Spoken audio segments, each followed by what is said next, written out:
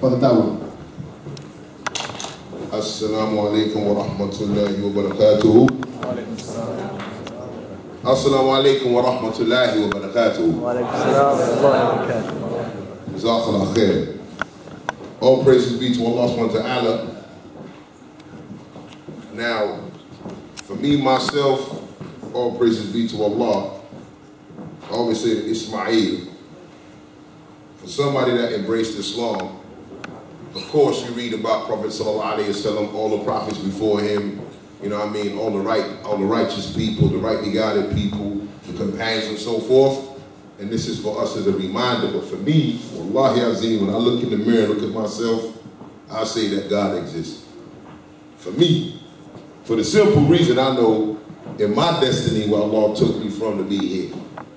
You know what I'm saying? So I don't take that for granted.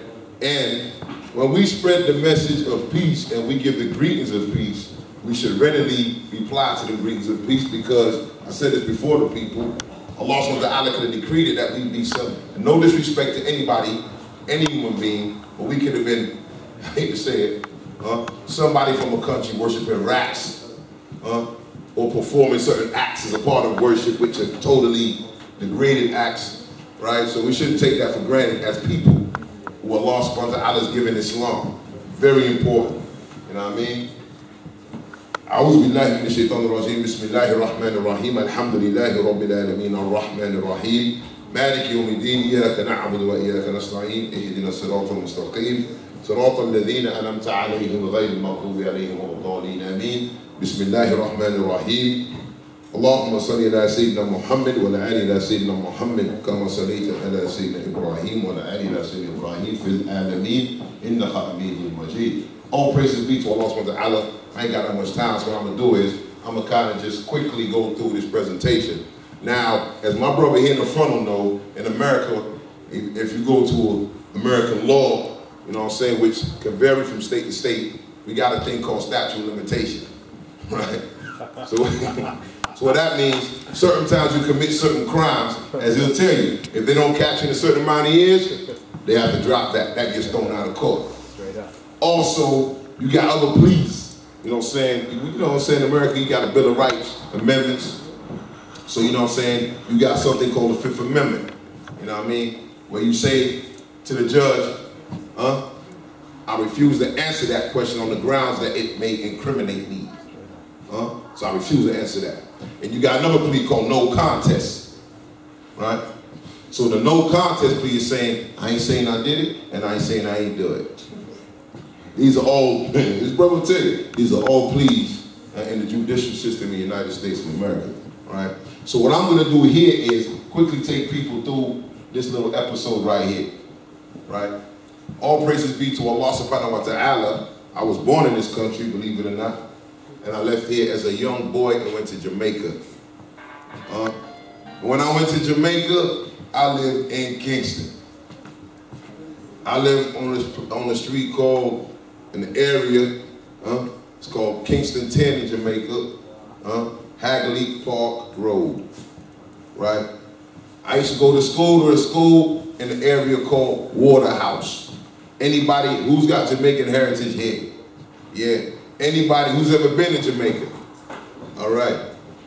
Now, Waterhouse in Jamaica, in sound system days, this is the area of what we call Prince Jammy, King Jammy. He's from that area. So Shabba Ranks, all them artists like that, they come from that area, right? Very notorious, right? The movie Shutters. How many people know about the movie Shutters and don't act like you don't know? I ain't playing a little joke thing like you don't know what it is. Shutters, especially the brothers. I don't know about the sisters, some sisters may have seen it. But Shutters is a movie with Junior Gong, Marley, one of the Marley sons.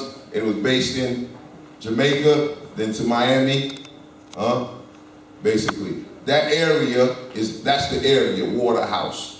When they was in Jamaica, that's where that was being filmed, right? So all praises be to Allah subhanahu wa ta'ala. In my journey, I stayed in Jamaica, went to school there. I went, 1978 election. The worst ever in history. I'm going to school through that. Gunshots, people getting clapped. Little shorties carrying the 16 Boston guns. downtown Kingston. Your mom telling you, look, son, when you go to school, they ask you where you from. Hey, don't answer. Just put your head down and go to the bus and go to school. So this is the reality, right? Now, going to Miami, yo, Miami's got different names. As you can see here, I haven't even heard of a rapper called Rick Ross. Yeah, Rick Ross, and I'm gonna show you about Rick Ross. But Miami, we call it, the most popular name is called the Bottom, right? And as you can see here, what shape does that look like? A gun, that's right. Very good young man. A gun state, look at it. Looks like a gun. So it's called the Bottom. The M, that's another name, Rough Town, MIA, and my yayo. Does anybody know what the term yayo, what does it mean? Huh? That's right, code. Why? Because for the whole East Coast, right, this is the biggest port for cocaine in the United States of America, right? Let's move on. Now this school here, this was my high school, Miami Carroll City Senior High, right? Based in Carroll City, Dade County. This is the same school that Rick Ross, when Rick Ross came to school, Rick Ross used to play football. I used to play football. So when he came to school, he was in the 9th grade, I was in the 12th grade. I was a senior leaving school. But Carroll City Senior High, believe it or not, this school here in the state of Florida is an honorary school in sports. This school had the most college students, right, going to the pros out of the state of Florida. Right. Two of the most famous now, the Moss brothers, Santana Moss. One of them played for the Redskins, the other was playing for the Giants. They both came from Carroll City Senior High, and many more. Right, this was the coach here, Coach Walter Frazier. Again, honorary coach, because his sports program is very rigorous, you know what I'm saying? And you had to maintain, and he wasn't into that, yeah, all right, man, because you got skills, you ain't got to go to class, you know what I'm saying? We'll get somebody to take the exam for you. You ain't got to go to class, you just play. He wasn't into this. You had to be in your class, he'll come and check on you. This man was very, in my early life, you know, he was somebody that was kind of supporting me. Now this guy here, this is Godfrey Miles, linebacker for the Dallas Cowboys. He got 3 Super Bowl rings. God bless the dead, he just died last year, 42 years old, right? So when I was, you know what I'm saying, in JV football, this was the main star right here in the school. And he got 3 Super Bowl rings, played with Troy Aikman, you know what I'm saying? Darren Smith, I know Darren used to live where I used to live at, but he went to a school called Norland. Again, he played for Dallas Cowboys. He go to Santana Brothers there. They still play right now, and of course, this is Mr. Ricky Ross, right? You know what I'm saying? So our school has had many people in the media right now that went to the school, right? Again, why do people join gangs? Now, why I'm saying all this, right? There's one thing, alhamdulillah, our deen Islam, of course, is complete guidance. It's the straight path to Allah subhanahu wa ta'ala. Anybody that has been born with the Iqamah and the Hazan and the ear fortunate, and anybody that Allah has decreed to actually profess Islam is fortunate. But one thing we should remember, right? Nobody is protected from Iblis. Nobody's protected. Allah subhanahu wa ta'ala says in the Quran, take him as an enemy. But none of us are protected from him. And this is, a lot of Muslim parents, I hate to say it, this is the thing. Even to that fact, I hate to say it, even a lot of Muslim imams, a lot of Muslims, but you're a Muslim. And what does that mean? Well, I ain't got feelings, I don't like women, or vice versa, women, I don't like men, I don't want to take risks. What? The shaitan, when the companions came to Prophet sallallahu alaihi wasallam, and the Prophet sallallahu alaihi wasallam said to his companions, to the nearest meaning, everybody as the devil running through their blood. Every single human being. Ya Rasulullah, you? Yes, me, but mine is a Muslim. It only whispers good, khair, good. Everybody has it. And another thing that I can say that people are naive about, and I call this, I hate to say it, I call this a facade of religion. The facade of it. I ain't into no facades. Straight up. The facade of religion. Most Muslims, and I myself, before I'm prone to it, we take Islam as a hobby. I do it on the weekends. I do it after work. I do it at a tub. Yeah, man. Or somebody that comes in here to do any type of little interactive activity, entertainment. But the real aspect of it, looking at our predecessors and seeing how they strove for Islam, that's the past. You know what I'm saying? Oh yeah, Bilal, yeah, Umar, mashallah, Abu Bakr Siddiq, that's the past. Yeah. But trying to actually inculcate that now into society, right? I'll be straight, as Prophet Sallallahu Alaihi Wasallam said, there'll be Muslims more on this earth than the froth of the water on the seashores, the beaches. There's some companions said to the nearest meaning, will they control the world? No, they won't. Why? Because they love the world and they'll be scared to die. This is the reality. This is our reality. Love the world and be scared to die. And why do your people join gangs? I know this brother must have touched on it. I know this brother Raymond touched on it. It's a simple thing. There's two main reasons why they join gangs. So simple. Protection, and for that sense of belonging, family. It's a simple and plain.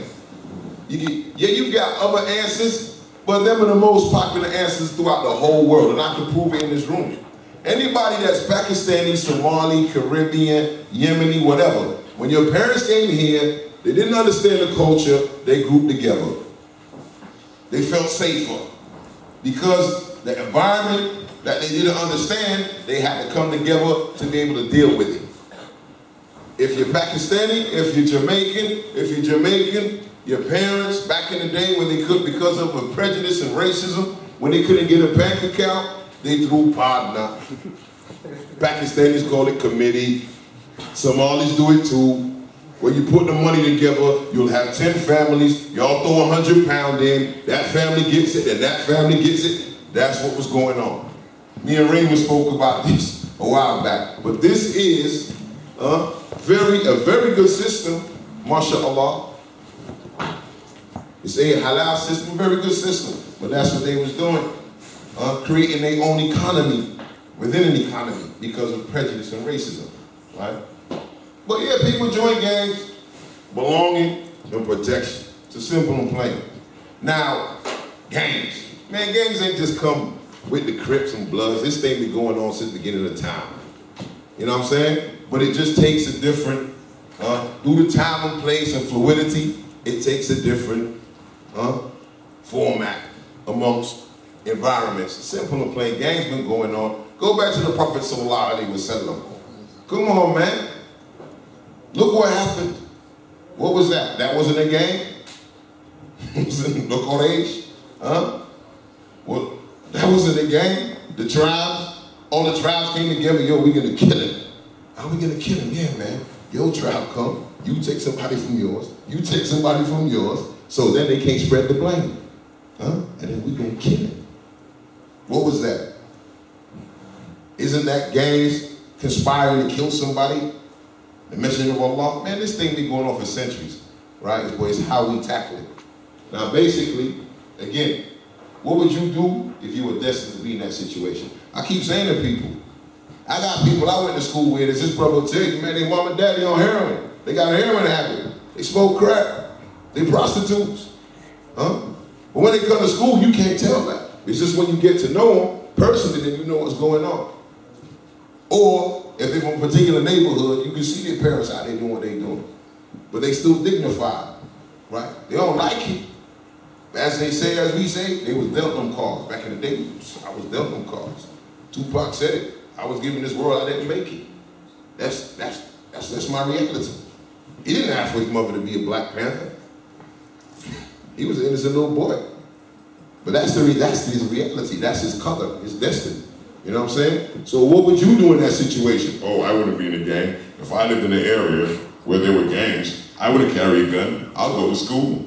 Huh? You sure? Huh? You see people dropping, dying, and you're saying, oh, now I'll just take the bullet. Inshallah, I go to Jannah. It don't work like that. That's what I'm trying to say. If you're a Muslim, you don't be thinking that because it's the situation you're in. What would you do? You don't know. Allah knows you don't. I don't, unless you put in that situation. Yeah, get connected. Personally for me, this is a picture of county jail downtown Miami. That's where you get connected 9 times out of 10, because if you're doing your thing on the street, you gotta go there. And as you know, the only people that don't go here, stool pigeons, people who are snitching. I'm just saying it as it is. This is the code of the streets. And if you are one of them and go there, we'll know. Or the community, they'll know who you are. But this is it. That's where you get connected. My first experience, I'll be straight. 16 years old, I had an attempted murder charge at 16. Joint venture. My friend, he was doing what he was doing. Some money went missing. And I'm gonna tell you how it is. His daughter's mother was involved in the money going missing, and he went to go murder his daughter's mother. And he said to me, I'm 16 years old. He says, look, you gonna ride? I'm gonna ride. I can't say I ain't gonna ride. That's my man. I'm gonna ride. Okay, we rode. When we rode, Wallahi Azim, this is haq. He got a classic called semi-automatic. And he put one bullet in the chamber. He was high, he was on drugs. He put one bullet in the chamber. When he got outside his daughter's mother's house and asked for his money, a brother came out, dude, you got 6 stones, he about 20 stones, he about 300 pounds, solid. What? He says, yeah. He only 17, he ran to the car, got the Kalashnikov, and he loaded it, he cocked it twice, it jammed. And he's squeezing the trigger like this. Saying to me, why isn't it shooting? Why isn't it shooting? I don't know, man. Tell me straight, why isn't it shooting, man? It ain't shooting. Huh? Loaded, fully loaded. Huh? Anyway, we went back to his crib and he's doing what he's doing and we got busted. That was my first time going to jail. Juvenile hall. 16, attempted murder. Then we got bound over to the adult prison. Jail. Down here. Huh? All praises be to Allah and the Qadr. I got off there for 21 days. His daughter's mother dropped the charges. He had the sweet talk to drop her. Tell you how it is, right? Alhamdulillah, that's the time when I came in contact with what we call the Crips. I went in there, I seen dudes throwing up, I'm like, yo, what they doing? What's this? What you doing, man? Throwing little hand gestures. I got 10 minutes, throwing little hand gestures. I'm like, what you doing, man? What's this? Oh, yeah, man. Yo, you don't know about this? Huh? We from Carol City. Most of the dudes that was into this were from the city of Miami, Liberty City. Scott Projects, different areas, the pork and beans, what you call the pork and beans, I want to say. Huh? So these guys are into that. So then we got like the knowledge of what they into, right? But to say it as it is, right? Getting into that wasn't really for the genuine purpose of being involved in that. It was about money. Like I said, Miami is about money, getting money. That's what Miami's about. So really, it's just that, yo, you're getting money now, you got like a little bit of a alliance with certain individuals that make you be able to push your product much easier, much further. This the man right here. This is the man that started the whole thing, and when this boy, but this one of the main peoples here, Stanley, took it. So basically, you in the joint now, so dudes are the school niggas. But why, I'm gonna tell you why I put these two people side by side.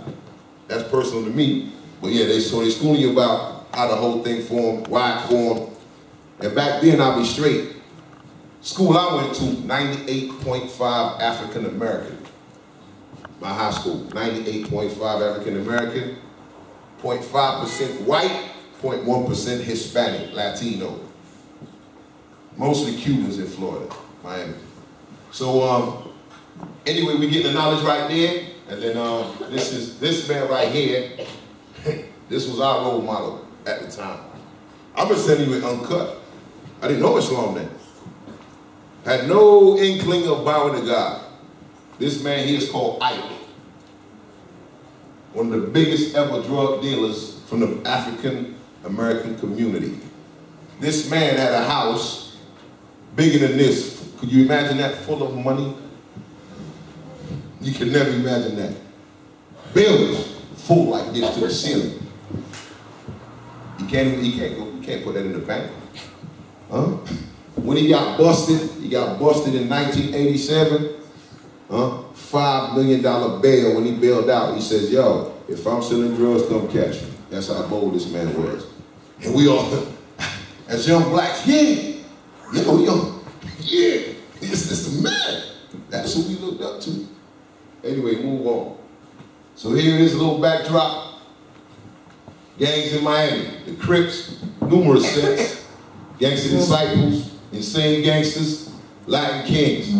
A lot of us, I know you know about the Latin kings, a lot of us, where we was from, because my area was a Crip area, even before I knew about it.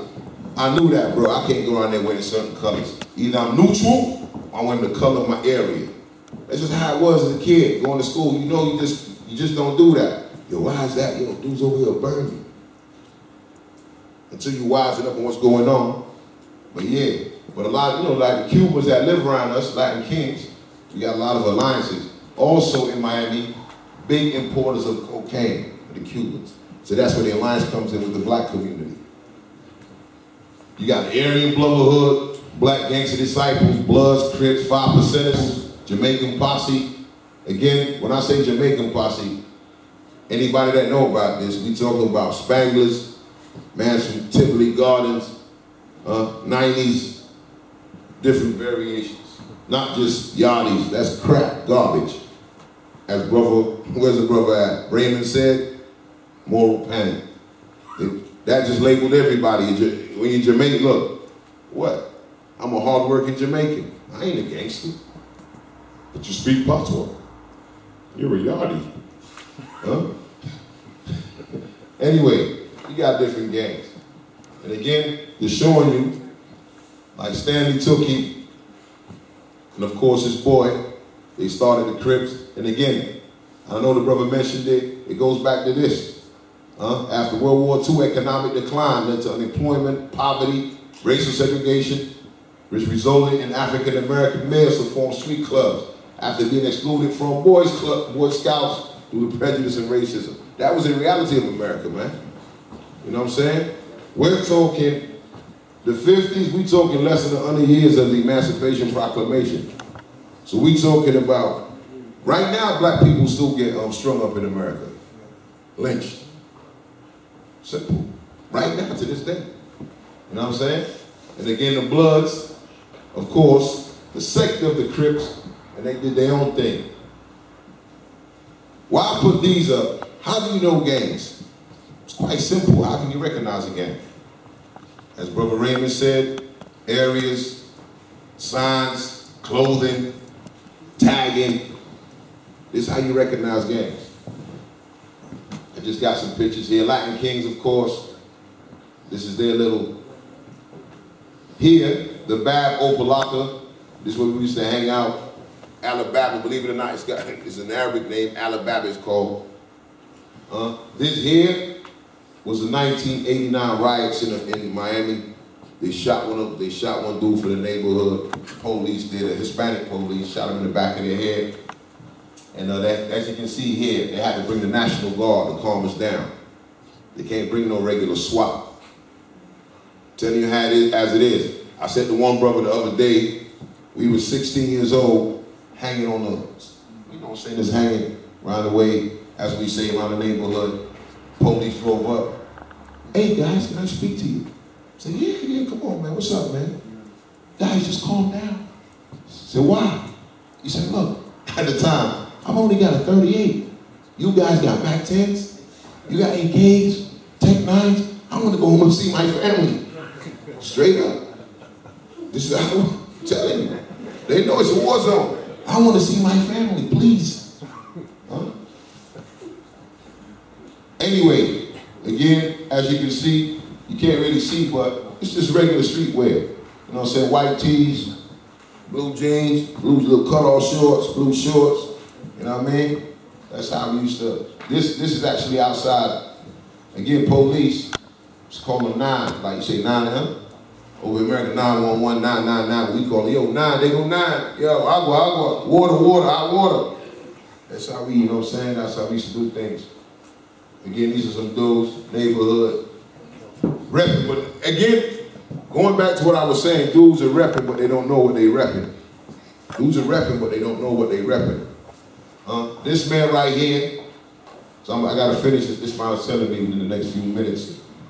This man right here, this man is called Kenny Williams. Me and him, high school together.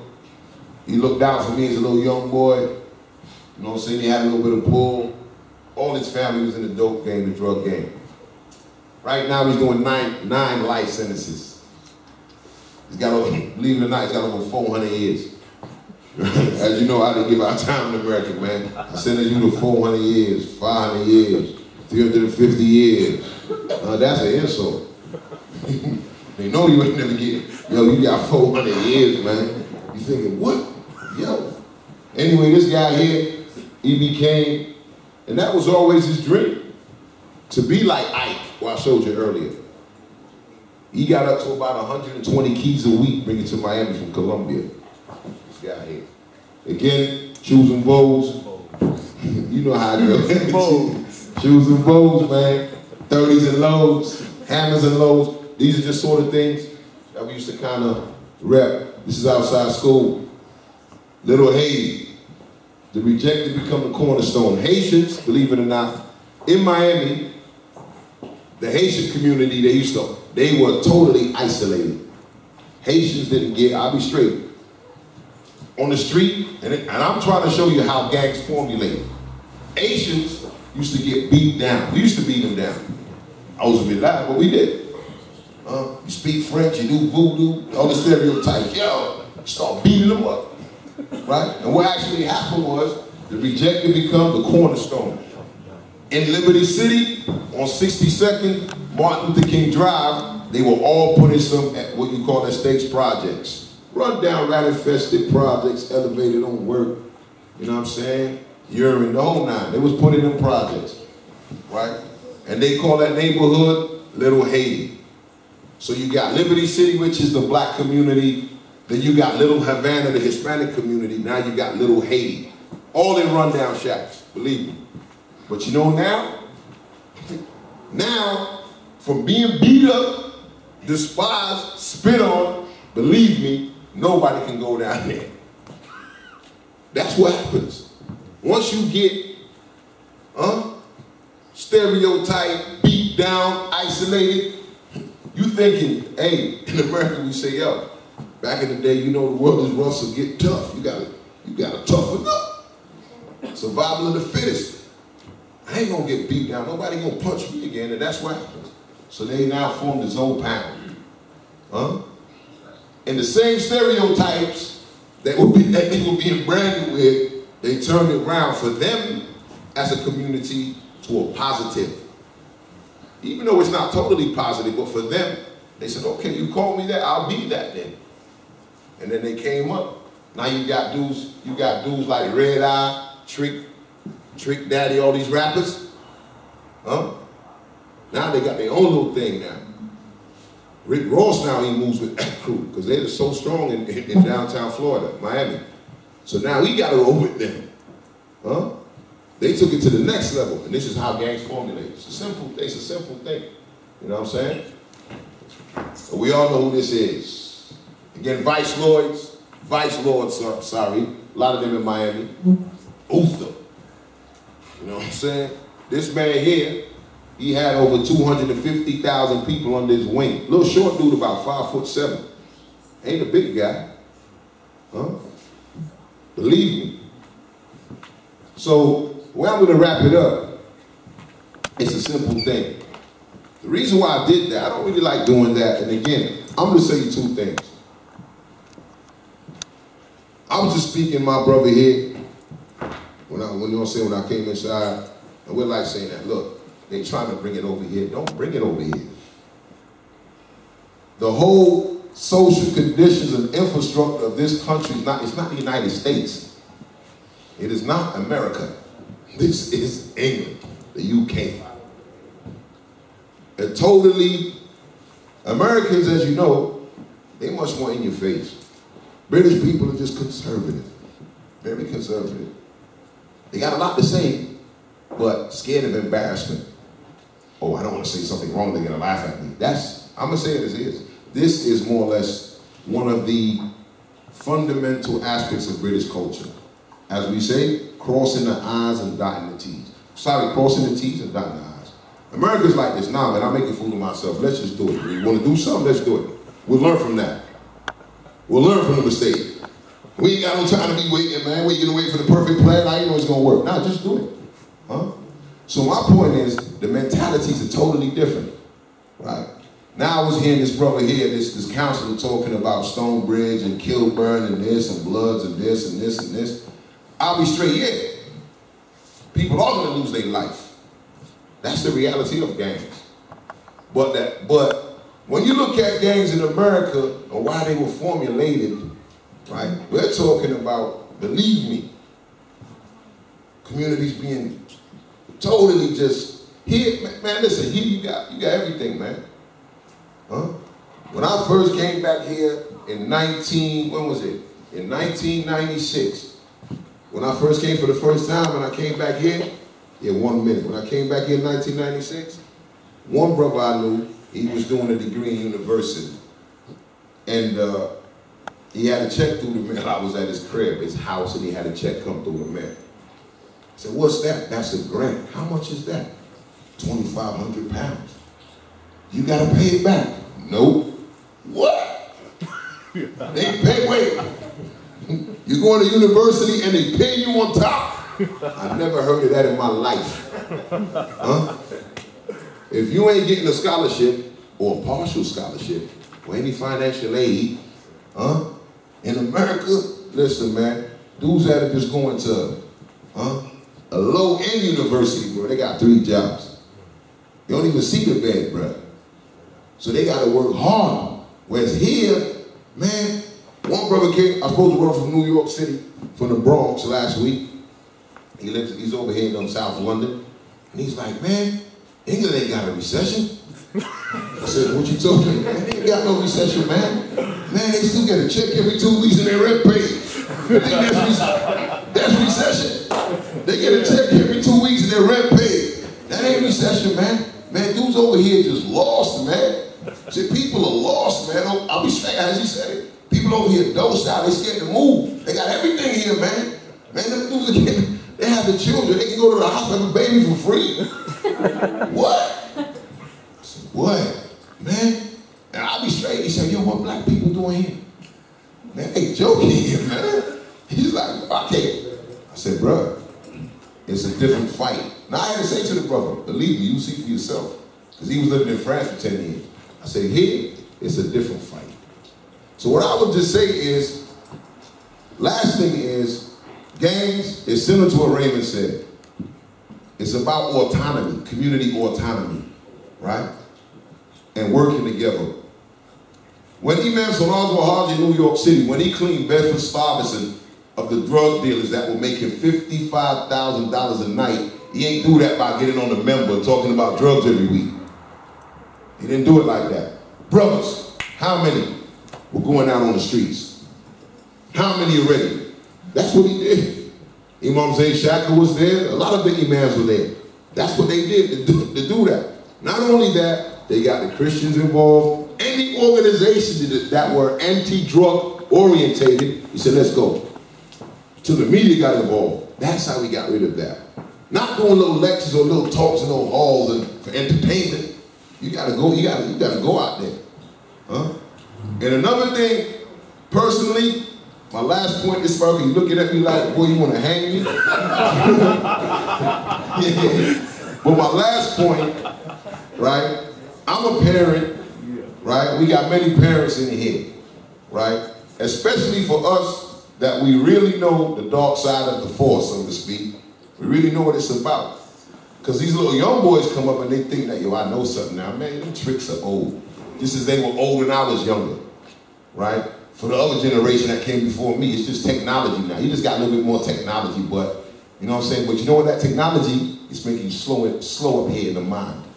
Because all you're doing is this. Because I work with young people right now, I work in youth clubs. All I see is this, look. Wallahi, that's all I see all day, look. I'm like, yo, man, go see the person. As Allah is my witness, go see the person, man. Look how many hours, look. I'm like, man, this is just slowing you down. And the riots that I said, this is comment on the riots, as Abdul Karim will tell you when I spoke to Abdul Karim about the riots, you know what I said about the riots? Man, this was like watching YouTube. It's like the reality of YouTube, it was just like YouTube. I'm like, man, this is a YouTube. What is this for you? This is built for YouTube, man. I'm like, what's this, a joke? This is a joke. You know what I mean? So at the end of the day, as parents, my last point is, we got to get involved. Sorry, brother. We got to get involved. This is it, honestly. This is the last one. This is definitely it. We got to get involved as parents. We got to have some type of parental networks in each city.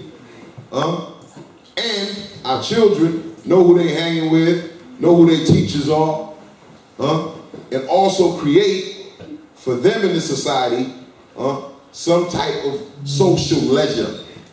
I swear, if we don't do that, just as I was, just as you was, as everybody was, brother, as Prophet Sallallahu Alaihi Wasallam said, Jannah, what is it surrounded by? Hardship, death, poverty, and so forth. And Jahannam, beautiful women, nice clothes, beautiful cars, the best of the lavish, of everything you can imagine. This is a reality. And us as human beings, without any type of real guidance, we're going to be prone to that one. Everybody wants a nice car, isn't it? Jazakallah khair, assalamu alaikum wa rahmatullah.